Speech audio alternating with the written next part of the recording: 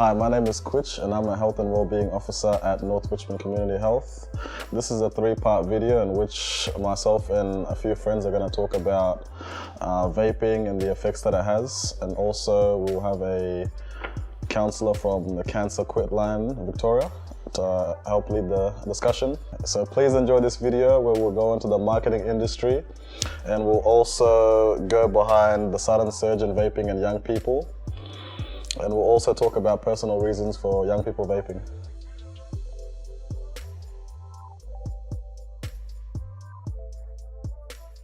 So what do you guys reckon has led to the surge in people using e-cigarettes or vapes? Like, for so long, there's been all these advertisements around Australia and internationally. It's like, oh yeah, nah, quit smoking. Cigarettes are bad for you.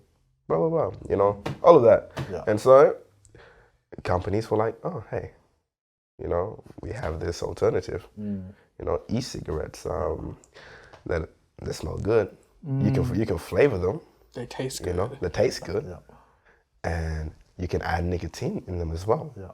Or you don't have nicotine. You know, it helps you quit. Yeah.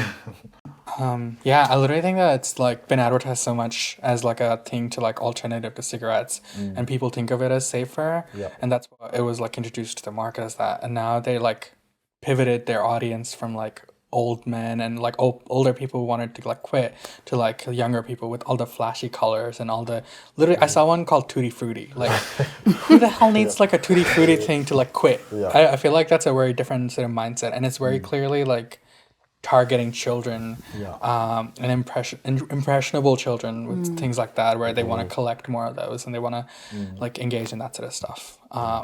And these like nicotine levels aren't really regulated and stuff either, so you just have kids like getting right on them, and like they don't really know how much to do either, because they're not trying to quit smoking because they never were there initially. So they just end up doing as much as they want to whenever they want a taste of it, whenever the nicotine like craving starts. And I noticed in like my friends, it starts so like as soon as you start like smoking, even 1 or 2 days in, you kind of like you want to keep going, and you think it's the taste initially, but then you're like, no, you're hooked on the nicotine. Yeah, and people are here saying, no, I'm not hooked. But but this, like, I'll give you guys an example, right, of somebody who's in desperate need of help, like when it comes to vapes. So one night out, I was with some friends and we're grabbing donuts, and you know, I have this non-nicotine vape because my lungs can't handle the nicotine, right? And I guess some guy approached me. I don't know this guy, and he's like, "Hey man, can I have a bit of your vape?" Yeah. Initially, I'm like, "Nah, bro, I'm not trying to share lips." Yeah. But at some point, I'm like, I don't really want it. So and this guy just takes a massive inhale, like he's trying to finish it. Yeah. Now you see that guy, he needs help. That's an example of a person who's been on vapes for a very, very, very long time, and maybe he's in there now. He's like, nah, I'm calm. Yeah. Did he blow it out straight away, or was it? Not at all? He just inhaled, and he was just there like, smiling, and then he finally let it out, like slowly. Yeah, that's just a side story. Before you mentioned that you said before that you have non-nicotine, or you've tried a non-nicotine vape because you said your lungs can't handle it. Can you share us a bit more about that? Can you tell us a bit more? Yeah, like, I mean, growing up, I've never really liked cigarettes, the smell of it, or anything to do with it, really. And so, you know, I have tried cigarettes in the past, but having tried them, I was just like, no. Yeah. First time, I was like, no, I'm good. Yeah. And also, I love my fitness, as you can tell.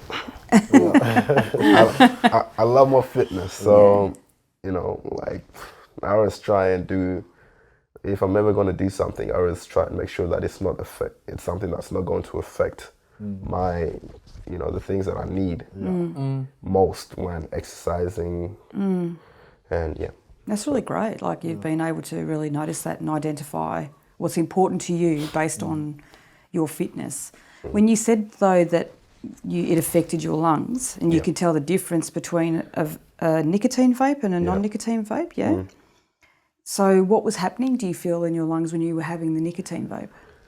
For me personally, it feels like I've got all these little things going on in my chest, in my lungs, like all these little reactions, and my lungs instantly want to just get that stuff out. We don't want that stuff in here. That's how it feels. But when it's with the non-nicotine ones, even though it does the same thing, it's to a lesser degree. Okay, yeah. So is it more like a coughing response? Is that what you mean? Or? It's like a coughing response at first. And also your lungs do get, you know, like, because with vapes, what they do is they kind of dry out your lungs a bit.